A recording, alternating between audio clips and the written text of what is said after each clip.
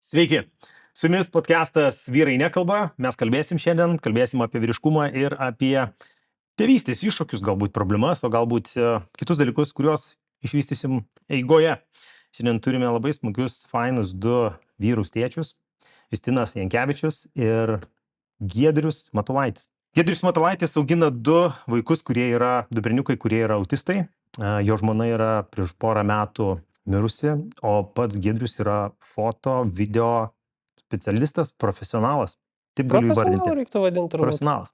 Ir Justinas Jankevičius, žmogus, kurį nėra sudėtinga pristatyti, tai yra žmogus žinomas veidas, aktorius, humoristas ir dar svarbus dalykas yra vienas laimingiausių Lietuvos tėčių. Ar teisingai pristatau? Taip, yra pagal paskutinius apklausos duomenis Lietuvos, patenku į top 7 laimingiausių Lietuvos tėčių. Kas dar dalyvavo? Reitingas. Ta prasme, reitingė dabar jau esu top 7 ir galvoju dar ne metai top ir 2? jau į top 3 gal taikysiu. Stipru. Aš irgi norėčiau pakliūti. Ten reikia labai daug dirbti. Ten daug darbo yra įdedama į buvimą tuo laimingiausiu Lietuvos tėčiu. Justinai, aš noriu tas paklausti. Aš išskaičiau, pamenu, pas tave buvo toks atvejis, kai tu su savo sužadėtinė ir su savo vaikučiu, kuriam buvo 3, gal 3,5 mėnesio, buvot patekę į avariją. Jo. Kas ten buvo? Nesinorėjo iššokti kumščiais prie to vairuotojo, kuris jūs įsirėžė? Aišku, kad norėsim, bet ten greitai viskas. Mes važiavom prie Žaliojo tilto per sankryžą ir tenais yra iš tos juostos, iš kurios į mus įplaukia vyrukas. Tai tenais yra žalia rodiklė ir šalia yra jau tas žalias šviesoforas. Jam užsidegė rodiklė ir jisai tiesiog pirmin. Ir 3 mašinas pravažiavo ir jisai mums į šoną. Tai man tik tai buvo taip, kad aš kažką tai su Leonu kalbėjausi, atsisuku ir jaučia toksai torpeda. Bumt. Išlipo. Ir jisai jautėsi absoliučiai teisus. Jisai jau, aš jau sakau, šaunuolis. Taip ir pasakei, šaunuolis? Taip, sakau, šaunuolis. Nes aš, jeigu būčiau leidęs savo pasakyti kokį nors, jeigu aš būčiau neėjęs į komplimentus, aš būčiau ėjęs į blogas kažkokias tai emocijas. Žinoma, kad aš nebūčiau mušęs. Tai čia yra kelio eismo įvykis. Žinoma, kad jisai mano šeimą pastatė į pavojų, bet tenais nebuvo tokio pavojus, kad aš jau tenais. Priedą aš nemanau, kad tai yra tikslinga dabar pulti su kumščiais į žmogų. Sėdom į greitai, nuvažiavom, patikrinom. Viskas tvarkoja, su smegenim viskas gerai. Po to tas vyras suprato, ką padarė, tai tenais jau jisai priejo nes mes su Leonu varėme į ligoninę, Greta liko prie mašinos. Kai priejo, atsiprašė, kaip ir aš patikrinau, jisai lyg ir tvarkingas, normalus vyras, tiesiog padarė didžiulę klaidą. Bet visą laimę, kad didžiulė klaida nebuvo mūsų sveikatos sąskaita. Tai čia. Bet baisoka buvo, žinoma. Kai tu dar nežinai, kaip elgtis su to vaiku, dar ką tik iš duonkepės, o tu jau jį čia turi. Baisu, bet tai visi baisus reikalai yra. Pas mus buvo, kai pradėjo jisai, nes jisai dar vaikščioti nemoka, kažką tai stojasi, krenta, pum. Vienas iš baisiausių reikalų, naujai iškepto vaiko, man pavyzdžiui buvo, tai tas kaukolės garsas į parketą. Toksai dunkst. Ir pas pirmas reikalas, kur tu skambini, ir iš karto skambinam, aišku, gydytojai, jisai nukrit, ir yra tas baisus reikalas, kur dunkst, ir tu, kuo ilgesnis yra tarpas tarp dunkst ir verkimo, tuo yra baisesnė, tuo skaudesnis reikalas yra. Jeigu jisai dunkst ir iš karto verkia, tada, viskas tvarkoja, bet jeigu dunkst 1, 2, 3, tai jau tada žinai, kad turim reikalų. Stipriau buvo. O pereidamas prie Giedriaus, noriu paklausti tavęs. Iš tikrųjų, mes su tavim susipažinom gal prieš metus laiko, ar ne? Visai netikėtum aplinkybėm ir tik visai neseniai sužinojau, kad tavo ir mano situacija yra labai panaši. Tu esi vienišas tėtis, vienas augini 2 vaikus ir dar jie yra autistai. Tavo 2 vaikai yra 2 berniukai ir autistai. Ar tu gali man pasakyti, kaip nepalūžti? Kaip tu pats nepalūžti? Aš neturiu į tai atsakymo. Tokio kažkokio vieno atsakymo, kuris tau kuris vat paimtų ir kaip ten kokią tabletę, žinai, padėtų, bet aš nežinau, nu, tai čia yra, nu, bet kokiu atveju tai yra patirties jau daug. Pas mane ten vienam vaikui 13, kitam 15 metų, tai, nu, tai nėra taip, kad paėmė ir atsirado vat šiandien iš niekur ir tos patirties susirinkau iki kol likau vienas juos augint. Nu, aš manau, kad daug dalykų. Kitas dalykas, turbūt reikia rasti ir laiko savo. Nu, ten pasportuot, žinai, pabūt, pabėgt nuo jų karts nuo karto. Man atrodo, kad tokio balanso biškai reikia. Ar pavyksta? Aš kažkaip, žinok, net negalvojau apie tokį palūžimo momentą. Pavyksta, aš manau, kad. O Būna kaip tokių tu, kaip, tu, sunkesnių. vat, kaip tu atrandi laiko savo ir laiko darbui? Žiūrėk, darbas, laisvalaikis savo ir vaikai. Kaip tu balansuoji, nes tu vienas esi. Aš labai džiaugiuosi, aš vis dar džiaugiuosi prieš ten kokius 3-4 metus priimtų sprendimų eiti iš darbo ir daryti tai, ką aš jau ten kokius 15 metų darau ir mėgstu labai. Tai yra fotografuoti, video filmuoti ir panašiai. Ir tai man leidžia turėti, nu, labai laisvą grafiką. Tai tada aš laiko randu ir jiems, laiko randu ir savo, laiko randu ir užsidirbti pinigų. Man atrodo, kad čia šitas dalykas, man atrodo, man yra toks vienas geresnių apskritai. Nu, tas savo laiko, kaip čia, valdymas, planavimas. Nu, nes aš, pavyzdžiui, kartais pabandau įsivaizduoti, kaip aš dėliočiausi savo dienas ir savaitės, jeigu aš turėčiau nuo 8 iki 5 dirbti ir man jau, nu, nebesusiveda galai. Ar tau teko lankytis pas psichologą po to, kai Teko. mirė tavo žmona? Čia prieš porą metų buvo, ar ne? Mhm. Kaip tik per karo pradžioje. Karas prasidėjo, 24 neprasidėjo karas. Mhm. Tai 28 mūsų asmeniniai dalykai prasidėjo iš karto. Tai kai tu likai vienas, supratai, kad tu esi tas, kuris dabar augins tuos 2 vaikus. Ar psichologas atsirado pas tave iš karto, ar po kažkurio laiko? Pirmas dalykas, ką aš padariau, sužinojęs patį mirties faktą, aš paskambinau iš karto vienai psichologai, nuvažiavau į susitikimą su viena psichologė per polikliniką ir su terapeutu jau savo kontaktais rastu. Ir norėjau iškart su 2 susitikti, nes norėjosi kažkokį vidurkį išvesti informacijos, kaip tą informaciją pateikti dabar savo vaikams, žinai. Ir po to lankiausi ir pats, be abejo. Manau, kad tai yra, kaip čia, nu, svarbus tas momentas, kad tu turi neneigti, kad tai bet kokiu atveju yra didelė problema ir tą problemą reikia pabandyti susitvarkyti, nu, kaip įmanoma greičiau, arba jie ten, nu, ne tai, kad ją užmaskuot kažkaip, bet ją kažkaip pabandyti ten, žinai, tas dulkes visas išvalyti ir panašiai. Tai jo, aš lankiausi ir pas psichologę, ir pas terapeutą, kokius 1,5 metų pasivaikščiau. Ar dabar dar lankaisi? Ne. Jau tu manai, kad išsisprendei šitos dalykus, palikai, ką reikia? Jo, aš manau, aš dabar niekad nesakau, kad aš ten negrįšiu.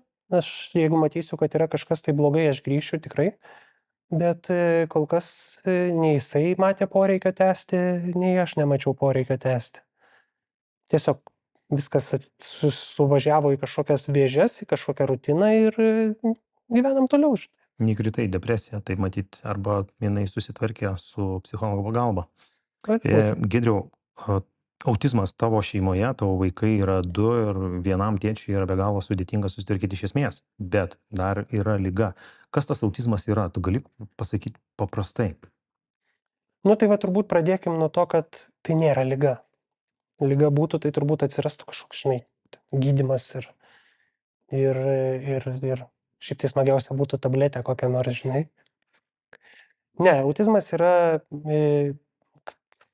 reiktų turbūt pasigūglinti pačiam, bet tai yra sutrikimas, kur aš manau, kad smegenyse tiesiog nesusijungia dalykai. Ir aš matau, ant kiek tai gali nesusijungti savo viename pavyzdyje ir ant kiek gali nesusijungti kitame pavyzdyje. Ten vienas pavyzdys labai lėtai, po truputį matosi tas jungimasis, žinai, atsiranda tos kontaktai, ten pavyzdžiui pavalgo, nueina į kitą kambarį ir tu sakai stop, lėkštę nusinešk. Binzu grįžta, pasiema, nuneša lėkštę, padeda į kriauklę, žinai. Reiškia, nu, yra tų dalykų, kurie jau kažkaip pradeda jungtis, žinai. Pas kitągi pavyzdys toks, kad, nu, mokykis tu kiek nori, skaityk knygų kiek nori, tekstų kiek nori, skaityk ar rašyk, nu vis tiek gražus gamta arba graži gamtas. Pirmą kartą pasakant, visada moteriška su vyriška giminė susipyksta, tada paklausia, ar tikrai taip, ir tada pasako teisingai.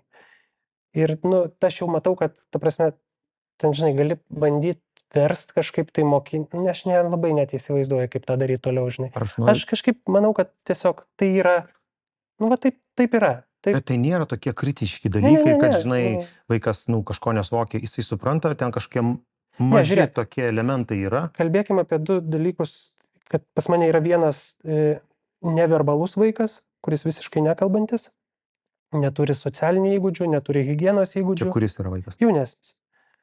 O kitas yra, mano manimu, pilnai socialus vaikas su šviesia ateitim.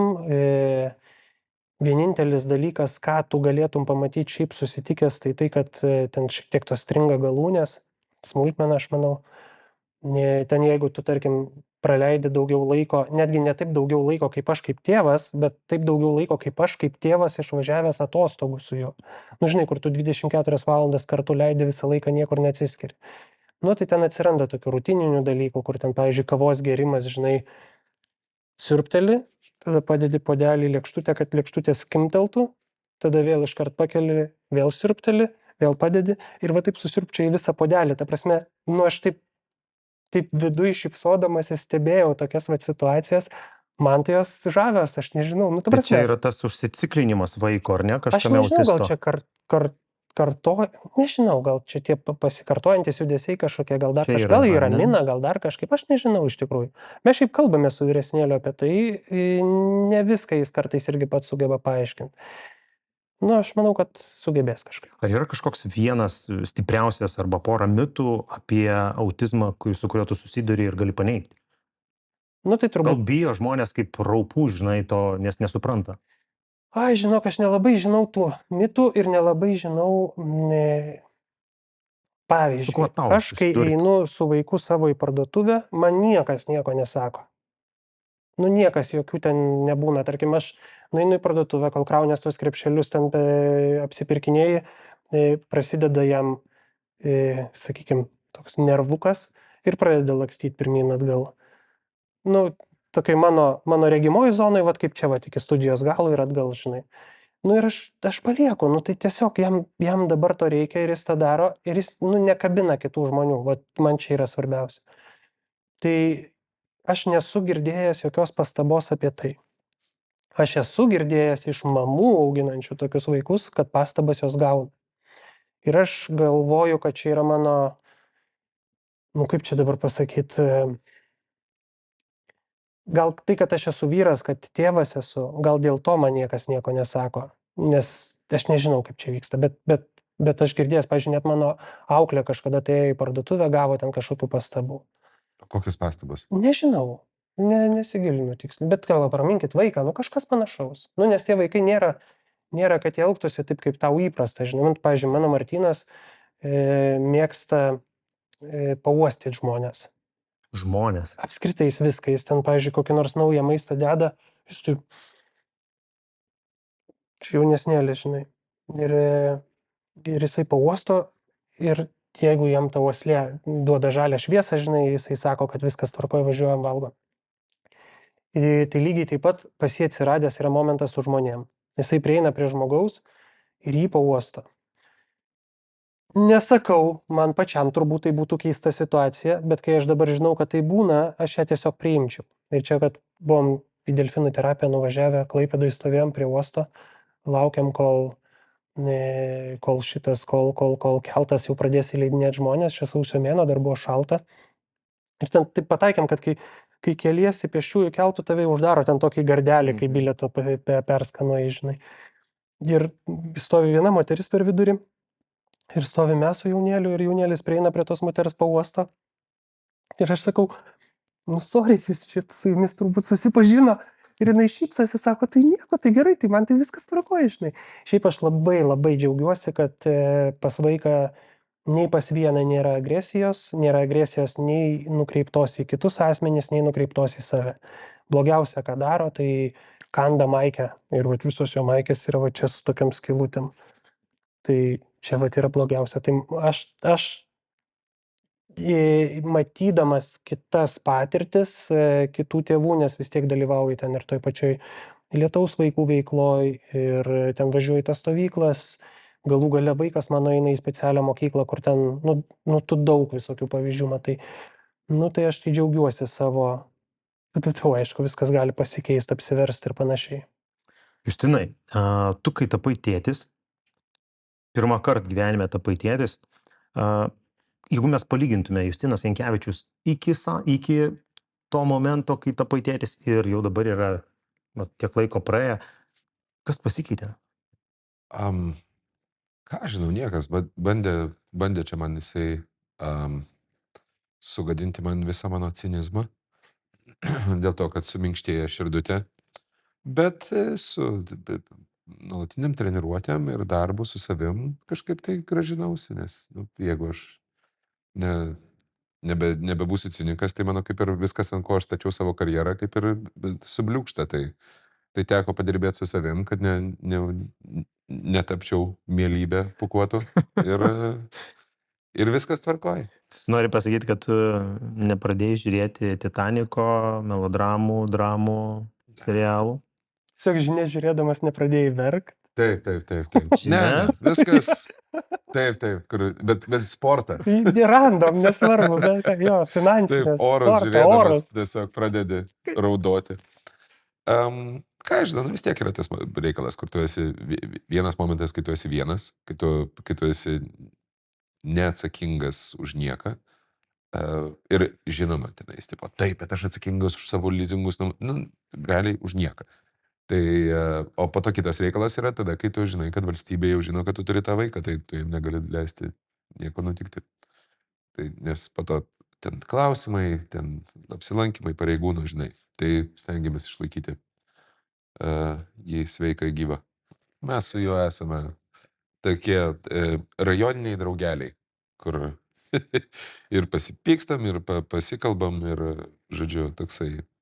Mes su juo dabar tokie labai ką žinau, aš stengiuosi su juo nebedrauti kaip su vaiku. Nes žinoma, kad yra aiškinimai, kur tu tenais turėjom, čia vat yra tas, čia yra tas, vat taip elgtis nemalonu, tenais kažką tai.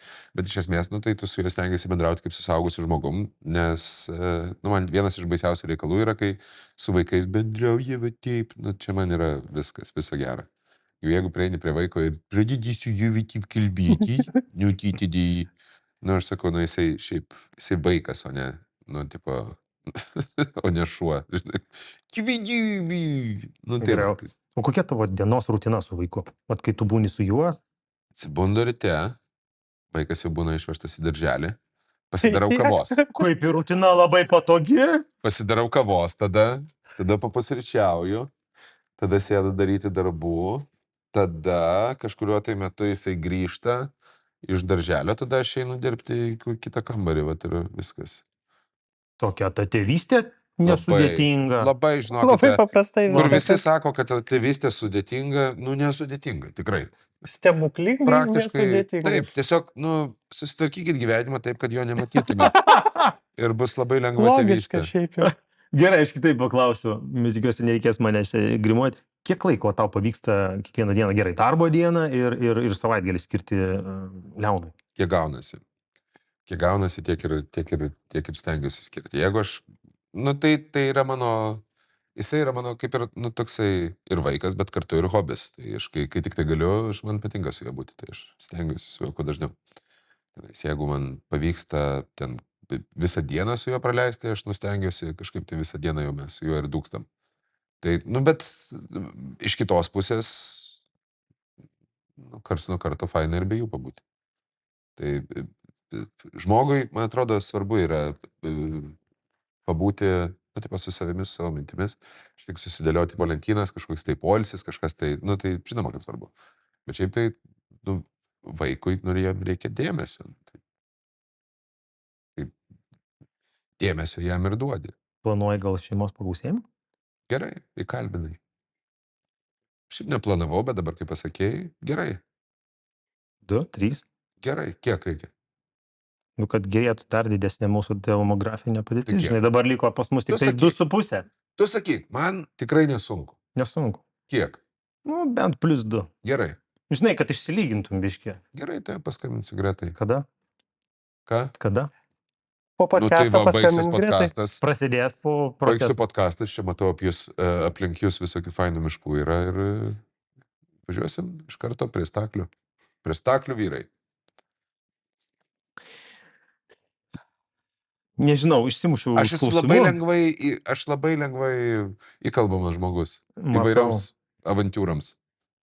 Giedriau, jeigu papasuoti klausimą apie rutiną, iš tikrųjų, vat, kokia yra tavo rutina su vaikais? Man atrodo, mano dienos tai labai skiriasi, jeigu tai yra savaitgalį arba tai yra darbo dienos. Nes, nu, pavyzdžiui, šiandien, nu, tai mes atsikėlėm, žinai, ten higienos visas, pusryčiai, suruoštų užkandėlės, vieną į mokyklą, kitas pats išvažiuoja. Nu ir tada viskas. Laiko savo, aš padirbau iki 10, iki 11, nes aš jau pusę 8 buvau grįžęs iš mokyklų visų. Iki gal pusės 11 kokių padirbau, tada porą valandų dviračių prasiminiau ir atvažiavau pas jūs. Tai va tokia ta rutina.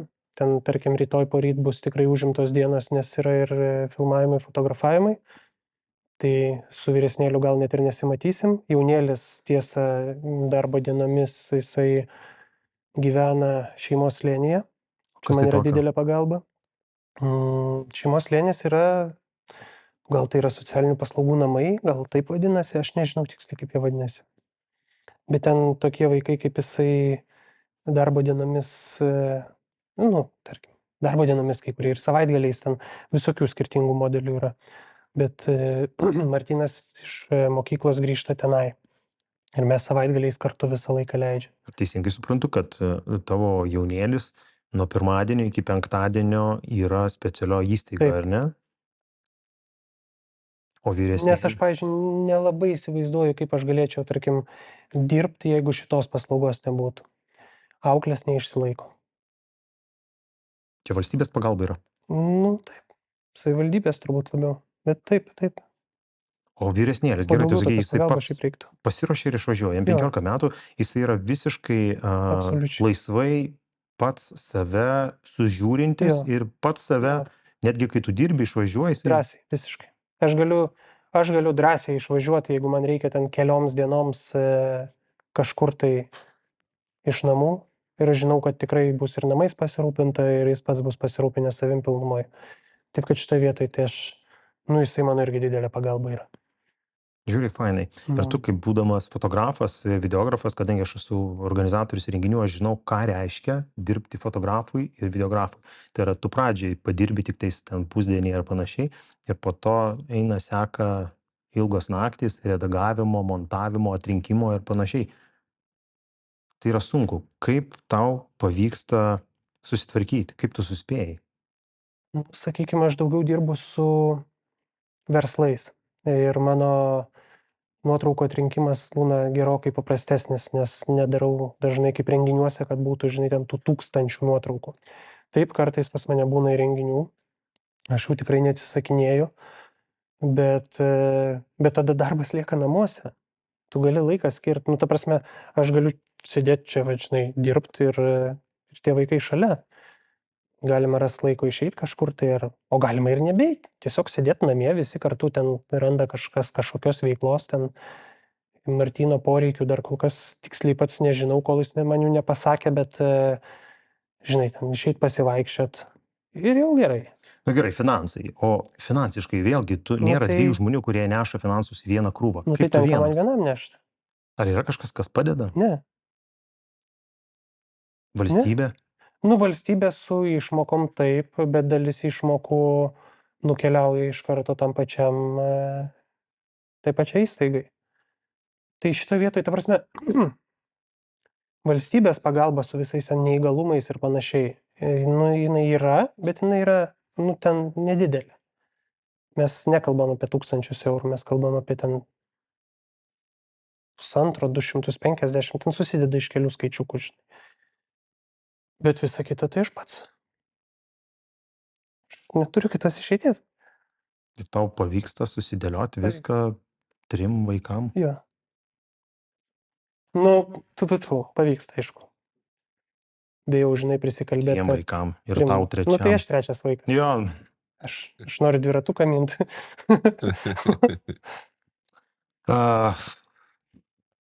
man atrodo, tai yra be galo sudėtinga. Jeigu... Žiūrėk, jeigu tu galvoji, kad tai yra sudėtinga, turiu omeny tu, tai ne tu asmeniškai, bet apskritai kaip žmogus, žinai, tai ir bus sudėtinga. Nes tu gali užsispeisti save pats į kampą. Bet aš kažkaip išmokau per šitus paskutinius porą metų, kad ten visokius tos iššūkius savo, kad neapkrautos galvos tokiom mintim, žinai, ir tiesiog, žinai, eiti ir daryti. Jo, ten būna tikrai sunkesnių kažkokių momentų, kur tu žiūri į priekį ir čia kaip pavyzdys ten, pavyzdžiui, mano vis tiek darbai nėra tokie stabilūs. Aš juos renku, žinai, kiekvieną kartą į priekį. Ir, pavyzdžiui, artėja gruodžio mėnuo ir aš matau, kad jisai, tuščias. Nes aš nesu ten renginių fotografas. Labai priklauso, kaip sakykim. susidėlios. Jo. Tai esmė ta, kad aš matau, kad jis tuščias ir man jau stresas. Ir tas gruodis realiai buvo pats geriausias turbūt mano istorijoje. Tai, tai būna momentų, kur tu pabijai ir tada ta baimė grįžta, žinai, kažkokiu geru ir viskas. Tai kažkaip, bet kokiu atveju, gerų mėnesių tu turi sukaupti kažkokį tai riebalą, žinai, tam blogesniam. Justinas, Praeities kūrėjų didžiausias įkvėpimas buvo meilė, nūdienos kūrėjų didžiausias įkvėpimas yra deadline'as. Yra tiesos. Yra deadline'as ir tu tiesiog į jį įtelpi, nes kaip ir yra alternatyva, tada tiesiog negyventi. Nedaryti tada, nieko, ir tada tiesiog, yra, jo. tipo, arba pasidarai, arba tada, ir viskas. esi perdegęs gyvenime? Daug Kažkokioje kartų. srityje? Oi, daug kartų, šiais metais. Aišku. Taip, tai kai tu eini jau, būna karts nuo karto, kad susidėlioji ir galvoji, kad spėsi, tada žiūri, kad tenais nespėji ir tada jau reikia aukoti miegą tenais dar kažką tai. Tai taip, žinoma, perdegimai yra nuolatinė, paskutinius 3 metus nuolatinė būsena. Tai dabar aš jau labai džiaugiuosi, nes ką tik turėjau 1,5 mėnesio atostogas, O, kur visi klausia, o tai kur varėt? Niekur. Tiesiog. Niekur, labai faina yra namie sėdėti. Tiesiog sėdi namie, tipo, kažką Ir tai, niekur paskaitai knygą, nueini į vonę. Fantastika, labai gerai. Aišku, aš norėčiau išvažiuoti metams į Balį. Į Balį, pavyzdžiui, nuvaryti tenais, tipo, bakūžiai ant kranto ir tada aš, kaip Hamakė. Kulvinskytė, ką daro. Tipo, jie išvaro į Balį ir, tipo, ir jie tenais leidžia į kažkokią tai žalę mokyklą, tenais savo vaikus, ten gyvena ant kranto ir valgo tenais. Aišku, kad faina būtų, bet aš tiesiog esu save įsikniedėjęs čia Lietuvoje ir jau aš tai jau čia melšiu šį spenį iki kraujų. Kartais įsivaizduoju. Galiu tokį vieną hipotetinį klausimą tau užduoti. Įsivaizduok. Įsivaizduok situaciją, kad tu lieki vienas su Leonu. Kaip tu susitvarkytum? Kaip elgtumeisi? Kaip, taip pat. Plačiaja prasme. Reikėtų daug dalykų, aš nėra taip, kad nesidomiu jo visiškai, bet yra dalykų, kuriuo aš nesu kompleksiškai informuotas. Aš esu dalinai informuotas, dėl to, kad ne mano departamento jurisdikcijoje žinoti tam tikrus dalykus. Mano daugiau yra finansų departamentas, o visi kiti departamentai tenais į man gretos krenta. Tai bus dalykų, kuriuos aš turėsiu išsiaiškinti, bus dalykai, kuriuos aš turėsiu išmokti, bet šiaip tai aš viską, aš su juo pasilikęs, nėra taip, kad stovime abudu, tipo, kiaušiniais išsitepę ir, tipo, o kas toliau? Aš turėjau eiti darželį, aš nesuprantu, kas įvyko. Taip, aš tavo amžiaus jau dirbau šachtose. Tai, nepradingčiau. Dirbčiau ir viskas tvarkoja. Prasme, tai nėra, paimi ir prisitaikai, tiesiog kitaip susikalibruoji, čia tada taip, logistika išsisprendė ir viskas, ir važiuoji toliau. Giedriau, noriu dar sugrįžti į vieną klausimą, kažkaip praleidom tavo vaikų mamos mirtį, bet jeigu galiu paklausti, kaip vaikai sužinojo šitą klausimą? Iš manęs. Tu pats pasakei? Kaip jie reagavo? Tai aš apsilankiau pradžiai pas 2 psichologus ir papasakojau. Tai Vyresnėlis tai labai ramiai priėmė, nes jisai žinojo, kad sirgo. O jaunėlis, nu tai žinai, aš su juo kalbuosi, aš jam daug ką pasakoju, aš nežinau, kiek jisai supranta, aš nežinau, kiek jisai pasiema, bet aš jam viską pasakoju. Čia dabar va kraustėmės visai neseniai. Tai aš jam pasakau, kad gyvensim naujoje vietoje, žinai, ten ir visus kitus dalykus. Nu tai tiesiog kalbėsi, darai viską taip pat, kaip darytum su bet kokiu kitu žmogumi, nors ir nesupranti, kiek supranta. Man atrodo, jisai toks sneaky, žinai, jis man atrodo supranta gerokai daugiau negu kad... Ir jisai sėdi ir viską Jo, supranta jo, ir jo. sako, kad tu žinotum. Okay. Aha, aha. Tai va, tai aš tiesiog sakau, nu tai žinai, pasakoji kalbė ir viskas, nu tai, o pranešt, bet kokia atveju reikėjo. Ar reikėjo laiko kažkokio tais, kad būtų tas susitaikymas vaikam? Tu suaugęs, žinai, tu daug dalykų gali kitaip įvertinti. Jo, bet aš manau, kad jiems, nežinau, negaliu atsakyti iš tą klausimą. Nes kartais mums ir dabar dar išlenda pokalbių su vyresnėliu, nu tai čia natūralu, čia, žinai, nedaug laiko praėjo. Bet man atrodo, kad pakankamai gerai sudylino su dalykais. Čia tikriausiai dėl to, kad tu kalbi su jais, kaip su suaugusiais, kaip Nežinau, ir Justinas turbūt. minėjo pradžioj, kad reikia kalbėti su vaikais. Nu. Ne kaip su vaikais. Nu. Aš atsiprašau, aš esu siaubingas žmogus, tiesiog aš dabar pagalvojau, jeigu jūsų mamytė mirė. Jo, tą patį pagalvojau, tik nenorėjau įgarsinti. Sorry. Būtų siaubingas. Biški juodas. Ir turiu dar porą klausimų, norėčiau užduoti gal dar Giedriui. Giedriau, kai vaikus pradėjai auginti vienas, kaip keitėsi tavo vertybės į gyvenimą, požiūris į darbą, į laiką, į viską, į tėvystę, į vaikus? Nežinau, ar tos mano vertybės buvo kažkokios blogesnės prieš tai. Gal ir buvo, bet dabar prioritetė jie tikrai atsirado pirmoji vietoj. Nebuvo turbūt anksčiau šito momento. Nes aš tiesiog suprantu, kad jeigu ne aš jiems, tai turbūt niekas kitas. Nu, ten, žinai, giminių yra, artimųjų yra, bet tas visą laiką virš tavęs kabo, kad tu privalai, nes niekas kitas to nepadarys taip kaip tu. Tai man atrodo, šitas yra didžiausias pasikeitimas. Nu ir valgio gaminimas. Bet čia ne vertybė. Okay. O nemokėdavai gaminti? Mokėdavau, aš visada mokėdavau. Man tik tai buvo momentas, aš čia sakydavau, tarkim, prieš 1,5 metų, jeigu kas paklausdavo, kas sudėtingiausia, tai sudėtingiausia meniu sugalvot būdavo. Nu, tipo ten, ko nori. Nežinau, kito paklausi, ko nori. Tyli, nu, nes nekalba. Nu, ir tada pats vėl galvoji kažką, ką daryti. Nu, bet žinai, laikas praėjo, kažkokia rutina susidėliojo, kažkoks racionas toks plius minus susidėliojo, kad visiems tinka ir man patinka, žinai. Nu, ir... Yra kažkas tai tėčio, tipo, kur... Tai viskas tėčio. Ne, bet žinai, būna, tipo, kur... Taip, bet yra firminis. Troškinys, čili. Nu, reikia padirbėti prie jo. Ne, kaip tik žinok, aš atidaręs tokią sistemą, kad ir viskas, ir važiuojam. Gal ir vaiką tu vyresnėlį įpratinti taip, kad jisai pats viską rūpinasi, gal ir Vyresnėlis tave labai pamaitina. rutininis toksai, žinok, jeigu, pavyzdžiui, jisai išmoko sumuštinius kepti. Važiuojam. Važiuojam metus, 2, nesvarbu. Pas mane, pavyzdžiui, irgi buvo, aš, pavyzdžiui, galiu valgyti tą patį patiekalą. Jeigu jis geras, kodėlgi jo nevalgyti? Viskas, pas mane yra, tipo, absoliučiai reikalas. Aš ant karštų sumuštinių, jeigu galėčiau sau leisti, nes pas mane viskas iš karto eina į šitą, aš galėčiau kiekvieną dieną valgyti visus metus ir nei dienos nesiskūsti. Nu, jo. Paprasta, patikrinta ir mažiau galvos skausmo. Giedriau, kokias pamokas išmokai augindamas vaikus, kurie turi autizmą? Vienareikšmiškai priimti žmonės, žinau, tokius, kokie yra. Čia vienintelis, nes aš, pavyzdžiui, labai dažnai matau parduotuvėse dirbančių, dabar vienam prekybos tinkle dažnai būna įdarbinti, matosi, kad, tarkim, mano vaikų likimo žmonės ar ten, nu, kažkas panašaus į tą pusę. Ir manęs netraumuoja tai, kad jisai ten visą laiką po nosim kažką piktai kalba apie tai, kad, nu, sakiau, čia sakiau, nespausiu šitą.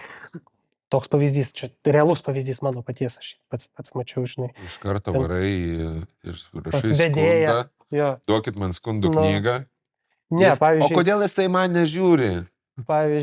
kitas momentas ten Facebook'e kažkada vienas draugas parašė, kad turbūt jau nebeturi, žinai, ką samdyt, nu kažkas tokio. Nes ten samdo piktus ten ir panašiai. Ir aš tada parašiau labai paprastai, ta prasme, be jokių, aš labai nemėgstu moralizuoti, jeigu ne artimųjų. Tai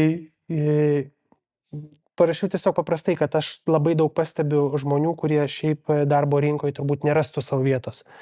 Ir tada jisai sako, geras, nepagalvoju apie tai. Tai va šitas momentas, nu tai lygiai tą patį, ką Justinas pasakojo apie avariją. Nu tai man, jeigu koks nors, žinai, kažką padaro, nu tai, nu labai retai aš ten šūkteliu jam kokį piktą žodį, ten kelyje užkiša ar ten dar kažkas. Bet, nu dažniausiai tai būna, nu tikrai, kodėl? Nes tu bijai, kad tavo vaikai su autizmu jie gali greit perimti tavo šitos dalykus. Nu net jeigu vienas važiuoju, aišku, kad gali perimti. Aišku, kad visko būna. Eini į parduotuvę ir tavo vaikas. Buvo, kaip aš sužinojau vieną dieną. Šiaip negalvoju apie tai. Mes važiavome ir kažkoksai tai, nu tikrai, Nu labai nepavykęs. Hamila, tenais kažką tai. Ir tipo Greta jau ten mobilizavosi ir girdžiu iš galo. Dėdė durnas. Atsisuku. Gretas, aš nieko nežinau. Ne, tai priimt, man atrodo, priimt tiesiog, va, taip kaip yra.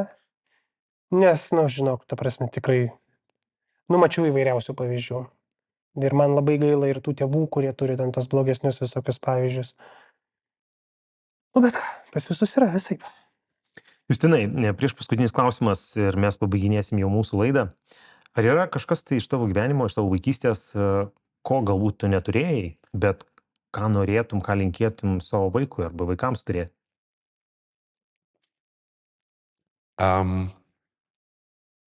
Aš linkėčiau savo vaikams neturėti to, ko aš neturėjau. Tai yra tik toko. Vat pas mus namie nėra šitas dalykas. Jam tik 4. Jo, bet aš tipo... Jo, jam dar tik 4. Momentų pas mus yra tipo, nu, mes kažkaip tai labai norime, kad jisai kuo daugiau į lauką, gamtoj, ten dviratis, visi šitie dalykai. Tai, nu, nes labai... Aš pats matau ant savęs, kai įlendi į tą reikalą. Kartais reikia. Labai. Norisi. Vakare. Žinoma, kad norisi. Tas lengvas dopaminas toksai, kur... Pusvalandžio iki 4 ryto. Taip. Ne, neleidžiu savo iki 4 ryto labai. Šiaip, ką žinau, mano tėvai man vaikystę dovanojo visiškai fantastiškai. Aš gyvenau prie miško, mane ryte išleisdavo, tikėdavosi, kad aš vakare grįšiu. Ir, nu, mūsų tokios vaikystės būdavo. Bet nieko tokio, nieko jam nenutiks, jisai turi lanką ir strėlių. Nu tai būdavo. Nu tai aš, pavyzdžiui, dabar buvau pas tėvus nuvažiavęs į tos pačius namus, kur aš užaugau ir aš sakau, gatvėje čia žaisdavom, žinai. Nu. Gatvėje? Taip. Taip, gatvėje. Čia mašinas važiuoja. Nu, jos kartais važiuoja, taip. Taip. Aš pats ten važiuodavau, vaikas būdamas. Taip. Ir jeigu, pavyzdžiui, važiuoja mašina, matai, kad jau atvažiuoja mašina ir matai, kad nestabdys, o tavo kamuolys tenais, nu bėgi. Bėgi gelbėt kamuolio. Ir mašina būna priversta stabdyti. Viduj tu gauni drožinėti su peiliu arba deginti su tuo aparatu irgi, kur, nu, tenais po to, jeigu prie statybų gyveni, tai karabitas būdavo, tipo, momentas, kur sprogdindavo. Taip, į butelį, ne, šampano geriausiai, kad stambus būtų. Ne, mes į šampano butelį dėdavom. Jampoliai buvo plastikiniai. Geriau sprogsta. Nes ten stiklas, tai... Oi, tenais geresnis, daugiau... Šukių, daugiau slėgio. Jo, daugiau slėgio susidaro ir kai jau tenais driokstelė, tai gali... Aš ką tik dalyvavau pokalbėje, kur kalbėjo apie šiferio kenksmingumą, asbesto kenksmingumą. Ir aš prisimenu, kaip laužus kūrendavom ir šiferio likučius mėtydavom. Patys tie vitaminai. Kaip šaudydavo. Tai palauko, tai dar statybinių šovinių, kurį mes davo į laužą irgi tenais. Ir dar buvo, ar nebuvo tik tais gintaro dulkių ištakos, kur būdavo kažkokie milteliai, aš labai paminu, mes mesdavom, būdų tas pats, kas dabar su gintaro dulkiu. Kažkas, ar pjuvinas, nepjuvinas. Tai va, tai graži vaikystė. Kiekviena karta turi savo vaikystę. Mano vaikystė buvo tobula. Mes turėjome, nu, tai šitoj vietoj liaunai aš stengiuosi tiesiog, žinai, man atrodo, kad nėra absoliučiai svarbu, nei koks tas vaikas, nei ką jisai, kuo jisai užsiema gyvenime. Svarbiausia, kad tu jam duotum dėmesio.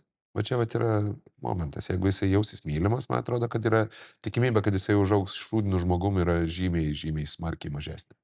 Vat ir viskas. Saugus turbūt labiausiai. Ne, Jo, tas mylimas toks labai, žinai, bet saugus turbūt. Ok. Tai pabaigai tada. Ko palinkėtumėt, gal netgi nepalinkėtumėt, aš sakyčiau, vienas dalykas, geriausias dalykas, kuris kada nors įvykęs gyvenime yra tau, Giedriau. Geriausias dalykas. Da, aišku, turbūt norėtų kai kurie žmonės, žiūrint į šitą podcastą, pasakyti, kad jie. Bet aš tai manau, žinok, objektyviai manau, kad geriausias dalykas mano įstrižainės nėra daug. Kiek pamenu. Tai šitas, aš tai manau, kad mano veikla, mano fotovideo veikla, kad aš kažkada ją atradau, per ją atsirado labai daug visokių pažįstamų, draugų, svarbių žmonių mano gyvenime per tą dalyką atsirado. Tai aš manau, kad šitas dalykas yra turbūt pats geriausias dalykas, kas yra man atsitikę. Nu taip, ten, žinai, šeimos dalykai, vaikai ir panašiai, tai čia, nu, jie eina į kitą kategoriją, bet be to, ką aš dabar darau, aš nelabai įsivaizduoju, kaip dėliotųsi ta mūsų rutina šiaip kasdieninė. Nu, tai aš manau, kad šitas. Super, ačiū labai. Justinai, kas tavo geriausias dalykas nutikęs tavo gyvenime? Greta. Nice. Po to su jie viskas susitvarkė kaip. Tu susitvarkiai. Turbūt, jo. Tenais buvo... Pasidarytas minkštas ir pūkuotas. Toks jo, žinai. Ne, bet ten gavosi toksai šiek tiek normalus įsižeminimas gavosi, kur jeigu, nu, velniai žino, kur aš dabar, kuriam grevį aš dabar. Tai vėlgi, nu, va, svarbiausiagi kažkokią tai rasti vietą, kur tu gali rasti ramybę. Super. Super. Ačiū labai, Justinai, ačiū labai, Giedriau. Manau, kad tikrai prasmingas pokalbis. Jūs buvote ir esate šiandien su mumis podcast'e Vyrai nekalba. Ačiū labai, kad jūs sekate mus, kad komentuojate. Nepamirškite komentuoti ir rašyti žinutes. Mes tikrai skaitome ir vertiname jūsų grįžtamąjį ryšį.